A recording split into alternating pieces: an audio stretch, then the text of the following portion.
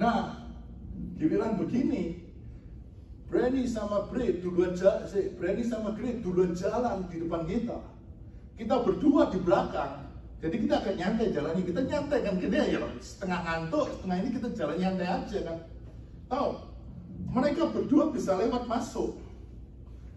Jadi kita masih di depan, kita mau masuk ke tempatnya itu, mereka sudah ngambil makanan di dalam. Giliran kita masuk di depan tempatnya itu kan ada apa? Mejanya itu. Orangnya keluar. Steve duluan yang ketemu sama dia. Kayak gini, where is your ticket ya? Where is your ticket? Room ticket. Kamarmu nomor berapa? Dia ditanya duluan. Saya cuma diam aja. Oh, berarti memang bukan jatahnya kita makan di situ kan? Ya udah, nggak apa-apa. Oke, endingnya kita berdua mundur. Mereka berdua sudah masuk di dalam dan makan, mundur. Terus telepon-teleponan dan kita kaget. Ya Kak, tunggu aja di ini, nanti Grit bawain makanan keluar. Nah, kita naik duluan ke sini, ke pinggiran sini naik. Kita telepon-teleponan, orangnya itu malah apa? Memperhatikan kita berdua. Orang itu memperhatikan kita berdua dan udahlah. Kalau memang ini biar saya mikir mereka aja yang makan lah, kita oke aja lah. Nggak perlu makan duluan nggak apa-apa gitu kan. Nah, tapi dalam satu sisi kita mikir gini, ini nggak, kalau kita udah nggak makan atau ini lucu, kita lihat orang itu jadi ngelihat kita juga jadi lucu dan jadi nggak benar ini beginian gitu. Nah saya ngomong gini, ini saya punya hikmat, udahlah, kalau memang harus bayar, tak bayar aja lah. Saya tahu ada berkat tersendiri yang Tuhan kerjakan di tempat yang lain, yang Tuhan kasih. Toh itu buat kehidupan kita juga. Gak apa-apa lah kita memberkati aja. Saya ngomong gitu, tapi pertama saya masih mikir, iya nggak ya? Iya nggak. Ntar ketemu orang ini lagi gimana? Saya mikir gitu. Saya bilang, ayo sudah tinggal turun ke bawah. Kalau memang harus bayar, kita bayar aja lah. Saya telepon Grit, kalau memang harus bayar, kita bayar. Karena saya dapat pelajaran sesuatu dari Pak Rudi. Saya kalau memang ini ya udahlah, bayar aja. Jangan dimacem-macem, bayar aja. Nanti ada bonusnya sendiri, ada berkatnya tersendiri yang Tuhan kerjakan. Saya mikir gitu. Saya ke depannya, saya ngadapin duluan. Saya ngomong, nggak ditanya langsung mau makan, uang berapa, saya ngomong, gue mau bayar nih 2 orang masuk, ini kartu kredit udah saya taruh. Terus dia bilang, are you guys? Ya. Terus, iya, terus dia ngomong gini, iya kita ada sewa ruangan di lantai atas untuk gereja. Benar nggak kamu ngomong untuk gereja tadi ya? Kita ada gereja di sini. Tahu orang itu ngomong. Ini orang lain, bukan orang yang ketemu dia pertama kali. Apa yang terjadi? Dia ngomong, go, masuk, cepat. Endingnya sama, kita berempat makan nggak bayar. Secara simpel aja ini saudara. Bonus yang kita kerja, bonus daripada Tuhan, kita bisa nikmati. Bagaimana ketika kita dengan terus-menerus melayani Dia, bonusnya akan lebih apa? Lebih besar lagi. Akan lebih luar biasa lagi, akan lebih dahsyat lagi dalam hidupnya. Nah, sudahkah kita ngerti? Ketika kita anaknya Tuhan, Tuhan tidak pernah meninggalkan kita. Benar kan? Tuhan selalu memberikan yang terbaik ketika kita mau melayani Dia lebih utama. Ketika kita mau mempersembahkan yang utama buat Tuhan dalam hidup ini. Nah yang kedua, nah ini, kita adalah anak-anaknya Tuhan, benar nggak? Kita akan ada bersama dengan Tuhan nantinya. Kita ini anak-anaknya Tuhan, apa yang harus kita kerjakan buat Tuhan hari-hari ini? Apa yang harus kita lakukan buat Tuhan? Karena we are a son of God. Kita adalah anak-anaknya Tuhan, apa yang harus kita lakukan buat Tuhan? Apa yang harus kita lakukan buat orang tua kita ini secara surgawi ini? Apa yang harus kita kerjakan? Nah, yuk sama-sama kita kerjakan buat Tuhan. Yuk sama-sama kita lakukan buat Tuhan. Kalau kita lakukan buat Tuhan, ada mujizat dalam hidup ini. Yang percaya katakan amin. Nah yang kedua, kenapa kita harus belajar gini? Hal yang kedua dalam kehidupan kita mengenai spirit of servant adalah bahwa kita diciptakan Tuhan menjadi apa? Hambanya. Kita diproses Tuhan menjadi seorang apa? Hamba. Seorang sesuatu yang luar biasa, seorang hamba yang melakukan tugasnya dengan apa? Setia. Ayatnya dengan jelas tadi di ayat yang ke-10. Demikian juga kamu apabila kamu melakukan segala sesuatu yang ditugaskan kepadamu, hendaklah kamu berkata, kami adalah hamba yang tidak berguna. Kami hanya melakukan apa yang kami lakukan, harus lakukan bersama Tuhan ini. Makanya kita harus mengerti bahwa kita adalah servant of God. Kita ini adalah hamba-hambanya Tuhan. Kita adalah hamba-hambanya Tuhan. Kita adalah hamba-hambanya Tuhan, tidak berguna. Kami hanya melakukan apa yang harus kami lakukan.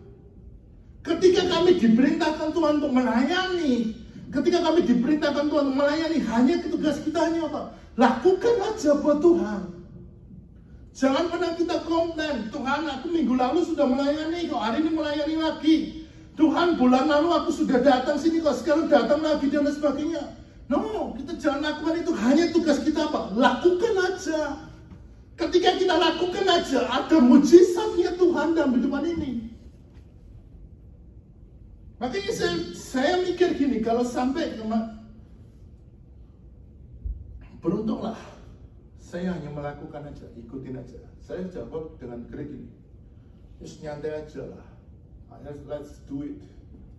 Bapak Ibu tahu, karena Greg minta saya tiketnya bisa nggak di-extend. Untuk kapan Greg? Coba nggak kita lakukan. Ternyata jawabannya bisa. Saya kontak dengan cek di aplikasinya Southwest.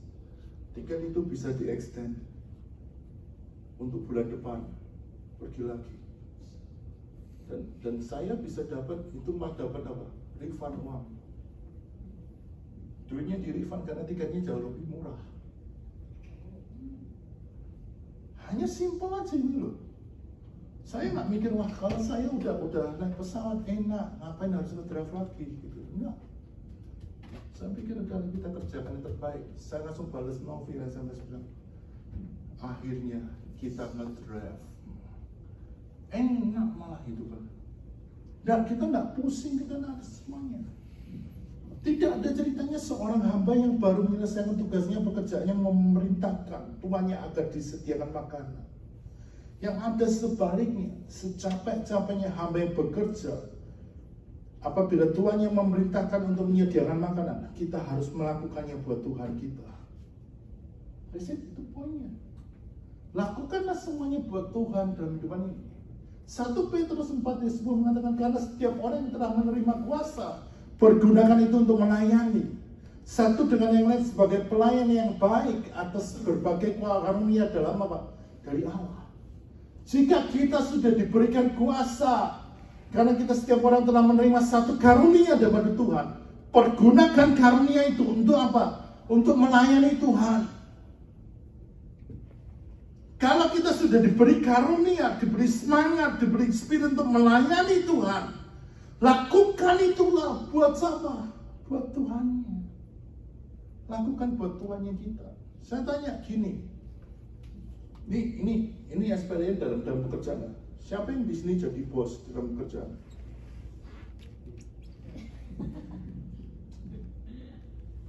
Maksimum pendudukan kita di mana? Manajer? Ada nggak manajer? Atau kita di bawah semua, masih di tengah-tengah semua? Manajer ya panggilan ini. Nah, posisi kita di mana? Sekarang saya tanya. Supervisor atau semuanya? Di manajer atau di mana? Seandainya gini lah, average-nya kita semuanya di posisi manajer. Saya tanya, posisi manajer itu saya sudah atas kan? Di atasnya manajer itu ada siapa? Bosnya kita yang memerintah, benar? Nah, gini, kita sudah ada di posisi manajer, kita punya anak buah. Kita dimana semuanya memerintahkan ke anak buah. Apakah posisi ini hanya berlaku kita memerintahkan anak buah doang? Enggak kan? Kita harus punya komunikasi dengan siapa? Bosnya kita. Jadi kita perantara antara bos sama anak buah. Benar nggak? Dimana kita harus sama dengan kehidupan kita ini. Kita hanya apa? Kita hanya servernya Tuhan. Bosnya kita itu apa? Tuhan ini. Kalau tanpa Tuhan, company itu pun juga tidak akan pernah bisa jalan, benar nggak? Kalau tanpa bos, company itu juga tidak akan pernah bisa tercipta, ya Pak. Tapi kalau bos punya company, nggak ada manajer, company itu bisa jalan nggak? Enggak kan? Sama. Dalam kehidupan kita sama Tuhan ini sama. Jika ada Tuhan, tidak ada hamba, jadi nggak pekerjaan Tuhan?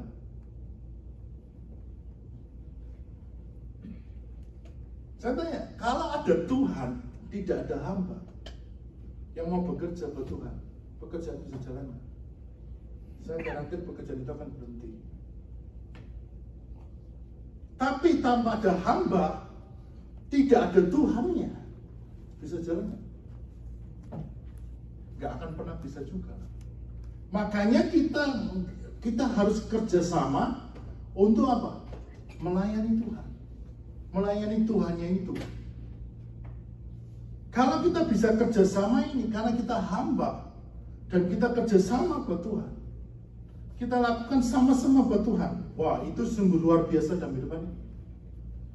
Makanya saya terus datang ke tempat ini, terus melayani, bukan melayani ke orang-orang yang ada di tempat ini doang. Tapi saya belajar apa? Saya connect dengan Tuhannya kita ini, dengan bosnya kita ini. Bosnya kita bukan hanya gembala kita dan sebagainya, tapi bosnya kita Tuhan kita ini dalam hidup ini. Nah, sudahkah kita ngerti dengan hal ini?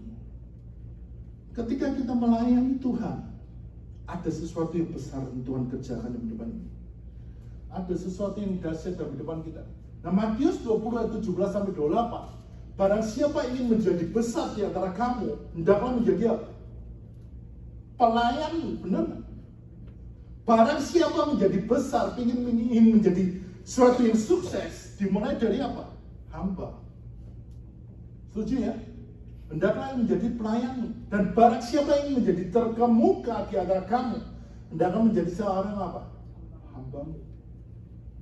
Seperti anak manusia datang bukan untuk dilayani, melainkan untuk melayani dan untuk memberikan nyawanya menjadi terobosan bagi apa? Orang banyak. Ini ayat ini yang saya cari-cari berhari-hari. Hari ini saya menemukan di sini. Hendaklah kita menjadi apa? Hamba Tuhan.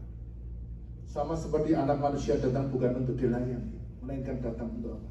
Melayani. Kita datang tempat ini bukan untuk dilayani, tapi kita datang sini untuk apa? Melayani dan memberikan nyawa kita buat apa? Tuhan kita yang ajaib. Karena apa? Karena kita adalah servantnya Tuhan. Kita adalah hambanya Tuhan. Kita belajar seperti ini, serve like Lord Jesus. Bagaimana Tuhan itu bisa melayani, bagaimana Tuhan itu bisa melakukannya buat segalanya. Kalau kita lihat di perjalanan kita di dalam ayat ini, kitab-kitab ini, Tuhan melayani begitu banyak sekali. Dia tidak mempedulikan keadaan dia, tapi dia bisa melayani dengan sesuatu yang luar biasa. Marilah kita belajar hidup kita melayani sama seperti apa? Tuhan ini. Tuhan ingin hidup kita teruslah melayani. Jadikanlah sebagai seorang hamba yang harus memiliki satu kerendahan hati. Jadikanlah suatu hamba yang luar biasa.